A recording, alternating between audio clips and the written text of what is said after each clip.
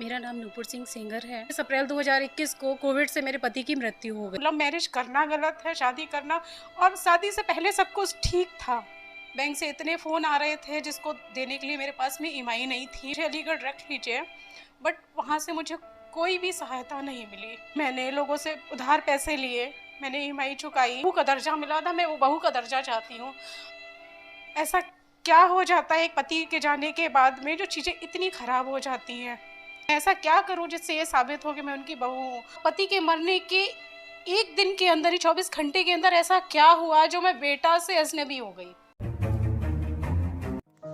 हम लड़ेंगे साथी उदास मौसम के लिए, गुलाम इच्छाओं के लिए, और चुनेंगे साथी जिंदगी के टुकड़े के लिए। सवाल के कंधों पर चढ़कर हम लड़ेंगे साथी, कत्ल हुए जज्बों की कसम खाकर, बुझी हुई नजरों की कसम खाकर हम लड़ेंगे साथी। नमस्कार, आदाब, सत श्री अकाल। मैं हूं अमन गुप्ता और आप देख रहे हैं ए न्यूज़ की पूरी टीम की तरफ से आप सभी को आज़ादी के 75 वर्षों की हार्दिक शुभकामनाएं। आज़ादी, क्या वाकई आज़ाद हैं हम? क्या वाकई आज़ाद उस सोच से जहां आज भी सिंदूर और मंगलसूत्र की कीमत एक महिला को चुकानी पड़ती है? क्या वाकई आज़ाद उस सोच से जहां आज भी लव मैरिज के बाद अगर पति की मृत्यु हो जाए तो इसका इल्ज़ाम महिलाओं पर डाल दिया जाता है? क्या वाकई आज़ाद उस सोच से जहां पति की मृत्यु के बाद ससुराल वाले पत्नी को छोड़ देते हैं, बहू को छोड़ देते हैं? नहीं, अगर ऐसा होता तो आज नुपुर अपने ससुराल में होती, अपने परिवार के साथ होती। आप सोच रहे होंगे हम नुपुर के बारे में क्या बात कर रहे हैं। कौन है नुपुर? नुपुर हम सब में से एक है। नुपुर वो अबला नारी है जिसके पति की मृत्यु 2021 कोरोना में हो गई। 2007 में इन्होंने लव मैरिज की, उसके बाद ये चीज़ें ठीक थी, लेकिन उसके बाद 2021 के बाद चीज़ें बद से बदतर हो गई। ऐसा क्या हुआ 2021 के बाद? सुनेंगे नुपुर की कहानी, नुपुर की ज़ुबानी। मेरा नाम नूपुर सिंह सेंगर है। मैं औरैया की रहने वाली हूँ। 2007 में हमारी शादी हुई थी, लव मैरिज।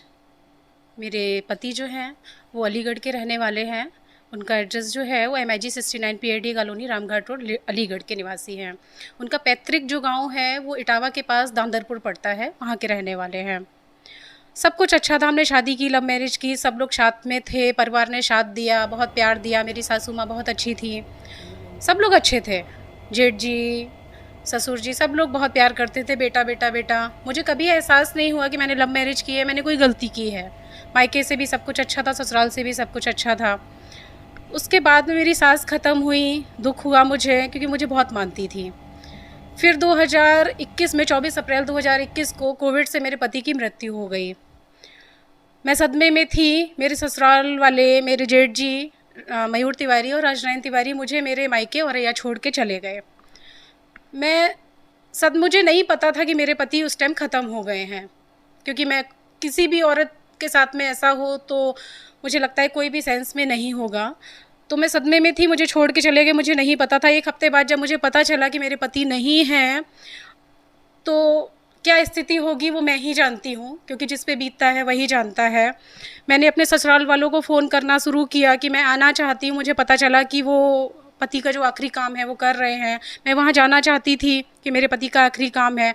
उन्होंने फ़ोन करके मेरे पापा से कहा, मेरी मम्मी से कहा कि जो भी एक औरत का काम होता है वो मायके से कर दें। तो मेरी माँ ने कहा कि कौन सी ऐसी लड़की होगी जिसका ये सारा काम मायके से होता हो। आज तक मैंने कभी नहीं सुना है कि लड़की का ये सारा काम ससुराल के होते हुए मायके से होता हो।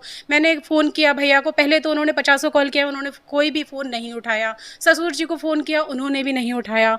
मेरी एक नंद हैं, मैंने उनको फ़ोन किया। तो जब मैंने उनको फ़ोन किया, मैंने कहा मैं वहाँ आना चाहती हूँ। तो उन्होंने मुझसे कहा कि भैया से बात करो। मैंने कहा दीदी मैंने कई बार भैया से बात की, मगर वो मुझे नहीं वहाँ बुला रहे हैं, कह रहे हैं अभी कोविड चल रहा है, ये है वो है। उन्होंने बहुत सारे एक्सक्यूज़ेस दिए। मेरा मन नहीं माना, मैं वहाँ गई। जब मैं वहाँ गई, उन्होंने जहाँ बताया था कि यहाँ से वो कर रहे हैं, मैं वहाँ गई। वहाँ देखा तो वहाँ ताला लगा हुआ था। उसके बाद मैं घर गई। मैंने उनसे कहा कि भैया, तो उन्होंने मुझे वहाँ नहीं रखा, वहाँ से मुझे भगा दिया, अशब्द भी बोले। मैंने बहुत रिक्वेस्ट की कि मुझे कुछ नहीं चाहिए, मुझे घर में रहने की इजाज़त दीजिए आप। मगर उन्होंने मेरी एक नहीं सुनी। उन्होंने कहा नहीं मैं नहीं कर सकता हूँ और मैं नहीं रह सकता हूँ, अब तुम्हारा यहाँ क्या है, कुछ नहीं है। उन्होंने मुझे वहाँ से भगा दिया, मैं चली आई। मैं इतनी मजबूत भी नहीं थी कि मैं इन सब चीज़ों को फेस कर पाती। मैं और यहाँ आ गई अपने मायके। बैंक वालों के फ़ोन आ रहे थे क्योंकि मेरे पति की आखिरी निशानी थी। मेरे पति ने मेरे लिए एक फ़्लैट लिया था यहाँ पे लखनऊ में, जो बैंक से लोन है उसका। बैंक से इतने फ़ोन आ रहे थे जिसको देने के लिए मेरे पास में ईएमआई नहीं थी। मैं लखनऊ आ गई। मैंने बैंक वालों से बात की कि शायद कुछ हो सके, मुझे ईएमआई ना देनी पड़े, कोई ऑप्शन ऐसा, बट कोई भी ऑप्शन मेरे पास में नहीं था। मैंने फिर अलीगढ़ वालों को कांटेक्ट करने की कोशिश की कि मैं नहीं चाहती हूँ, मेरे पति की आखिरी निशानी है और मैं उसको बेचूँ। मेरे पास देने के लिए ईएमआई नहीं है, मेरे पास रहने के लिए कोई जगह नहीं है, आप उसको किसी तरह फ्री करवा दीजिए या मुझे अलीगढ़ रख लीजिए। बट वहाँ से मुझे कोई भी सहायता नहीं मिली। मैं बहुत परेशान थी, लोगों से मदद मांगी। मेरे पास नौकरी भी नहीं थी, ना पैसा था। जो भी थोड़ा बहुत जेवर था मैंने उसको बेच के ईएमआई देने का सोचा। ईएमआई दी मैंने, लोगों से उधार पैसे लिए, मैंने ईएमआई चुकाई। अभी भी लोन है, 30 लाख का लोन है उस पर। अगर मैं उसमें रहूँगी तो मैं ईएमआई कहाँ से दूँगी? वो लोग मुझे रखने के लिए तैयार नहीं है। मैं कहाँ जाऊँ? मैं आप लोगों से पूछती हूँ, मैं कहाँ गलत हूँ? लव मैरिज करना गलत है, शादी करना, और शादी से पहले सब कुछ ठीक था। पति के जाने के बाद में ही इतनी चीज़ें खराब क्यों? ऐसा क्या हो जाता है एक पति के जाने के बाद में जो चीज़ें इतनी खराब हो जाती हैं? घर वाले मुंह मोड़ लेते हैं, लोग पहचानने से मना कर देते हैं। आज की तारीख में वो स्वीकारने को तैयार नहीं है कि मैं उनकी बहू हूँ। यही कह रहे हैं मैं उनकी बहू नहीं हूँ। अगर मेरे पास में सारे प्रूफ हैं, मैं वहाँ रही हूँ, सब कहने को तैयार हैं, तो क्या ये सब झूठ है? मैं ऐसा क्या करूँ जिससे ये साबित हो कि मैं उनकी बहू हूँ और मुझे वो सम्मान मिल सके ताकि मैं उस घर में रह सकूँ? 21 के बाद ऐसा क्या हुआ कि उन्होंने आपको बहू मानने से भी इनकार कर दिया? मुझे नहीं पता, ये तो वही बता सकते हैं कि ऐसा क्या हुआ। क्योंकि जब तक मेरे पति थे, जिस दिन मेरे पति थे उस दिन भी सब कुछ अच्छा था, मैं उनके लिए बेटा थी। कभी ससुर जी ने मुझसे पैर नहीं छुआए, वो मुझे बेटा मानते थे, बेटा कहते थे। तो मुझे लगता था मैं सबसे लकी हूँ जो मुझे इतने अच्छे ससुर मिले, इतने अच्छे सास मिली, इतने अच्छे जेठ मिले। सब लोग मुझे बहुत बहुत प्यार करते थे। लेकिन पति के मरने के बाद में ऐसा क्या हुआ मैं नहीं समझ पाई। इसका जवाब शायद आज भी मेरे पास नहीं है कि ऐसा क्या हुआ कि जो वो मुझे अपनी बहू मानने से इनकार कर रहे हैं। और कभी मुझे ऐसा फील नहीं हुआ कि मतलब मेरे साथ में कुछ पक्षपात हो रहा है क्या। सब कुछ अच्छा था, मैं वहाँ रही, मेरी सास मुझे बहुत प्यार करती थी। मेरी सास बीमार हो जाती थी, उनको लेके जाना, उनकी सेवा करना, हर जगह मैं जाती थी उनके साथ, सब कुछ करती थी। रही भी अलीगढ़, मेरे पास फ़ोटोग्राफ्स भी हैं, कोई भी शादी हुई गाँव में, सब में मैं गई वहाँ पर। लेकिन पति के मरने के बाद में क्या हुआ मुझे नहीं पता। अचानक ही सब कुछ बदल गया। समझ में ही नहीं आता है कि मतलब इतने साल की शादी थी और सब कुछ अच्छा था, और पति के मरने के एक दिन के अंदर ही 24 घंटे के अंदर ऐसा क्या हुआ जो मैं बेटा से अजनबी हो गई? मुझे नहीं पता। अभी आप क्या चाहती हैं? मैं सम्मान चाहती हूँ। मैं ये चाहती हूँ कि मुझे वो बहू स्वीकारें। जैसे वो हर जगह कह रहे हैं कि मैं उनकी बहू नहीं हूँ, ये प्रूफ कर रहे हैं, मैं वो सम्मान चाहती हूँ जो मुझे 24 अप्रैल 2021 तक मुझे पति के रहते तक जो सम्मान मिला था, एक बहू का दर्जा मिला था, मैं वो बहू का दर्जा चाहती हूँ। मैं शादी नहीं करना चाहती हूँ, मैं अपने पति के उसमें ही ज़िंदगी गुजारना चाहती हूँ अपनी। और मैं चाहती हूँ कि वो मुझे सम्मान से अलीगढ़ बुलाएं और बहू की तरह रखें। मैं वहाँ रहना चाहती हूँ, मैं पूरी ज़िंदगी वहीं गुजारना चाहती हूँ। आपने बताया आपका एक फ्लैट है लखनऊ में, जी। फिर उसकी ईएमआई फिर कैसे भरेंगी आप? ईएमआई के लिए मैंने बोला है कि आप किसी तरह से इसको फ्री करवा दीजिए, क्योंकि मेरे पति की वो आखिरी निशानी है और मैं उसको नहीं बेचना चाहती हूँ। लेकिन वो जब बहू मानने को तैयार नहीं है तो ये सब चीज़ें तो बहुत दूर की आती हैं। मैं लोगों से मांग के उधार लेके मैं उसकी ईएमआई दे रही हूँ, क्योंकि बैंक वाले तो मेरे हिसाब से नहीं चलेंगे ना। उनको तो लोन है, उनको ईएमआई चाहिए है, मैं कहीं से भी दूँ उनको देना पड़ेगा। कॉलोनी वाले हैं, रिश्तेदार हैं, फ्रेंड हैं, उनसे मांग के मैं ईएमआई पेड कर रही हूँ। मुझे जब मेरे पति ख़त्म हुए थे, मैं सेंस में नहीं थी। मेरे ससुर जी, मेरे जेठ जी मुझे घर के बाहर ही रात को 2:30 से 3 बजे मुझे वहीं छोड़ के चले गए थे। मुझे घर में मेरी मम्मी को भी नहीं बताया कि मैं आपकी लड़की को छोड़ के जा रहा हूँ। मम्मी ने जब देखा तो घर वालों को बहुत बुरा लगा क्योंकि किसी की भी लड़की हो इस उसमें हो तो कोई भी माँ बाप ये चीज़ बर्दाश्त नहीं कर पाएंगे।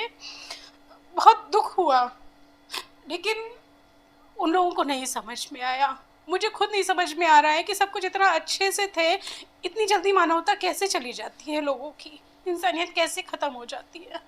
अगर ऐसे ही सब ससुराल वाले करेंगे तो लड़कियां कहाँ जाएंगी। हमारे साथ थी नुपुर जी। एक क्वेश्चन बस मैं आपसे करना चाहूँगा आपकी स्टोरी सुनने के बाद। किस तरीके की आज़ादी आपको मिली है और किस तरीके की आज़ादी आप चाहती हैं? अगर इसे आज़ादी कहते हैं तो ये आज़ादी नहीं है और ना इस तरह की आज़ादी मैं चाहती हूँ। जब मैं निकलती हूँ, ये मेरी कहानी है, ऐसे हज़ारों लड़कियों की कहानी है ये। बस मैं इतना चाहती हूँ कि जो हमारे यहाँ की न्याय व्यवस्था है उसको थोड़ा सा और मजबूत किया जाए। लड़कियाँ दर दर की ठोकरें खा रही हैं, मजबूर हैं। जब लड़कियाँ बहुत मजबूर हो जाती हैं तो फिर वो उनके पास में सिर्फ एक आत्महत्या का ऑप्शन बचता है। फिर आदमी उसमें भी उन पे लांछन लगाता है कि कुछ गलत रहा होगा इसलिए उसने आत्महत्या कर ली, लेकिन उसकी स्थिति कोई नहीं जानता है कि उसने किस स्थिति में आके ये कदम उठाया है। बस मैं यही चाहूँगी कि थोड़ी सी न्याय व्यवस्था जो हमारे देश की है वो अच्छी हो जाए और लोगों के अंदर मानवता हो। अगर ऐसी मानवता होती है तो ऐसे इन सामाजिक लोगों को समाज से बहिष्कार कर देना चाहिए। ऐसी आज़ादी किसी को नहीं चाहिए है। अगर ये समाज है और ये हमारी न्याय व्यवस्था है और ये आज़ादी है तो ऐसा नहीं चाहिए किसी को भी। हमारे साथ मौजूद थे नुपुर सिंह सेनगर जी। इनकी कहानी आप सबको हम सुना रहे थे। क्या ऐसी आज़ादी के लिए हमारे गांधी जी ने अपने सीने पर गोली खाई थी? क्या ऐसी आज़ादी के लिए रानी लक्ष्मीबाई कितने लोगों से लड़ गई थी? नहीं, हमें ऐसी आज़ादी चाहिए जहाँ पति के नहीं रहने के बाद भी बहू को वही सम्मान वही इज्जत मिले जो एक सोसाइटी में मिलती है पति के रहते हुए। लखनऊ से मैं अमन गुप्ता, ए न्यूज़ के लिए।